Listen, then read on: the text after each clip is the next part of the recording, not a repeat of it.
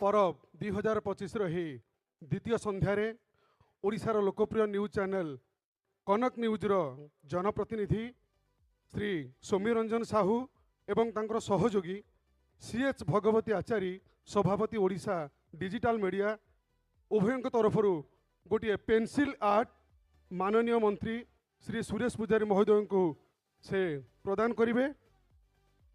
अनुरोध करेंगे माननीय सौम्यरंजन भाई एवं आचार्य उभय बंधु से पेंसिल आर्ट को माननीय मंत्री श्री सुरेश पूजारी महोदय को भेटी देवे।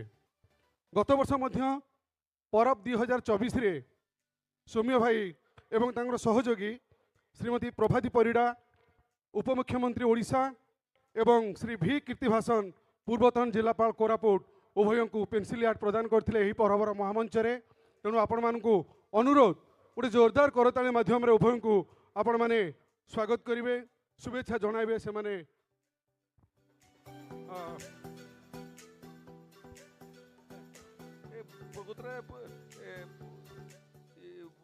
सौम्यरंजन बाबू को ये बड़ा कलाकार मुझे जान नी है। ये फोटोटा प्रकृत रे देखला पर मत लगुच ये फोटोटा ओरिजिनल मु डुप्लिकेट।